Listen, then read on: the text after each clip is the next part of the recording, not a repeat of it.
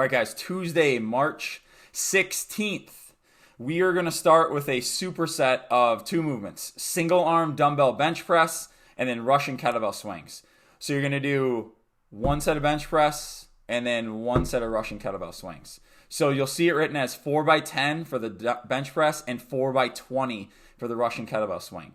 So the bench press is going to be 10 reps per arm, okay? You're going to do one arm at a time. So same thing, we're going to lay down on a bench, but instead of a barbell and a rack, you're going to have a dumbbell, okay? Now this is good work on unilateral stability, okay?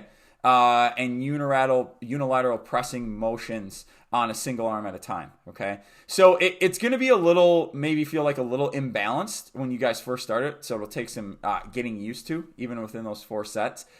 Try to pick one weight, okay? If it's very new and you do one set and you're like, man, that was way too light and you got to adjust, totally understandable, okay? But 4x10, and then you're going to do a set of Russian kettlebell swings and you're going to pick as heavy of a weight as you can with the idea of hanging on to it for all 20 reps, okay?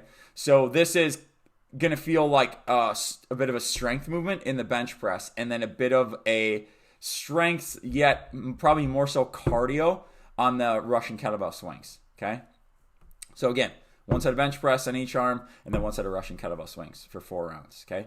And then we've got 3 rounds, 4 time. 8 shoulder to overhead. The weight is going to be 155 and 103, followed by 16 toes to ring, 0.5 miles on the bike, and 0.4 miles on the bike for the ladies, and then 1 minute rest between rounds. So last week we had that workout on Wednesday that was an AMRAP, 12 push press at 135 and 93, okay? Saw most people, as that workout went on, go to 2, potentially 3 sets, okay? Encouraging them to go a little bit heavier with it being an AMRAP. Today, you get to potentially push jerk. You are not limited to a push press, okay? That's why there's an increase in load and a decrease in the volume, okay? So again, probably 2 sets at the most, but knowing you can push jerk or push press, try to do all 8 reps unbroken if you can, all right? The toes to ring, we saw those a couple weeks ago with that big workout in the increasing sets of toes to ring. So you probably know what that midpoint feels like. I believe it started with 15, 18, 21, 24 was the rep sequence. Okay, so this is kind of closer to the lower end.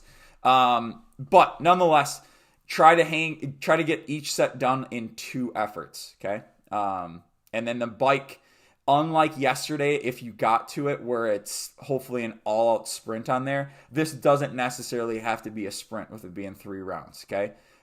With there being shoulder to overhead and toes to rings, probably going to want to utilize your legs a little bit more, okay? However, you still need your legs for those shoulder overhead. So it's going to be a tricky balance of kind of what to use on that bike. But as always, pick a cadence, or find a wattage output that is comfortable for you, where you can just stay at cruise control, all right?